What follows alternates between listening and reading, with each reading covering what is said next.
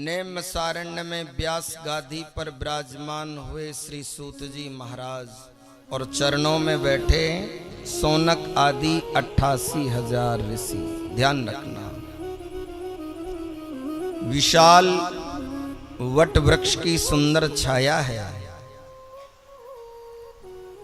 उस वट वृक्ष के नीचे सुंदर व्यास गादी का निर्माण हुआ, उस पर कुशा का आसन डाला और उस आसन पर विराजमान होते हैं श्री सूत जी महाराज और सौनक आदि ऋषि उनके श्री चरणों में बैठ गए और कहा कि केवल कृष्ण से जो मिला दे, संसार के सभी तापों को मिटा दे, समस्त दोषों को दूर कर दे,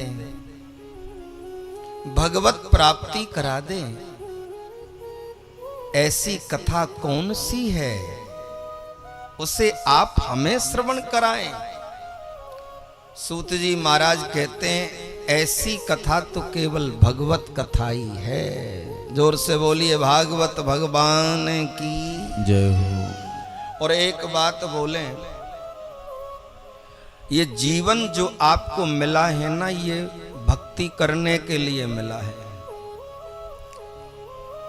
मनुष्य रूप जो आप में आई है, मनुष्य योनि जो परमात्मा ने आपको दी है, इसमें आपको विवेक है, आपको ज्ञान है, बुद्धि आपके पास में है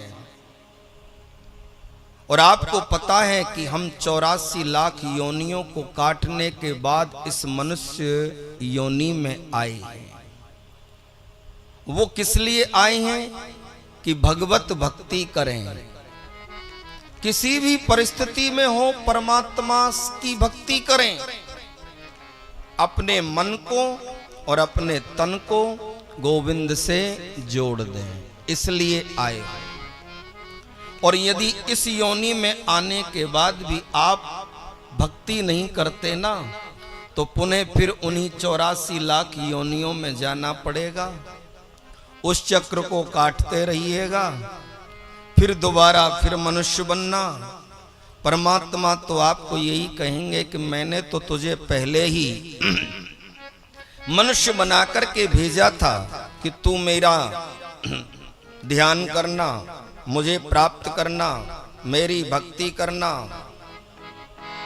लेकिन तू संसार के कार्यों में उलझा रहा, तूने मुझे कभी याद किया ही नहीं।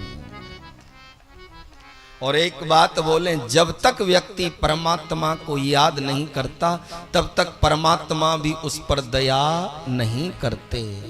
कई लोग कहते हैं कि हम पर परमात्मा दया नहीं कर रहे हैं, तो हम कहते हैं दया का उल्टा शब्द होता है याद। तुमने याद ही कब किया है?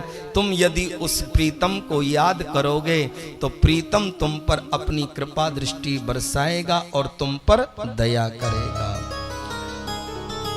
किसी भी परिस्थिति में आप हो, लेकिन अपने प्रीतम को कभी भी न भूलें। आप घर में हैं, किसी भी परिस्थिति में हो, लेकिन गोविंद को याद करते रहें। ये आवश्यकता नहीं कि आपको कहीं कंदराओं में जाना है, ये जरूरी नहीं कि जंगलों में जाकर के ही तप होगा।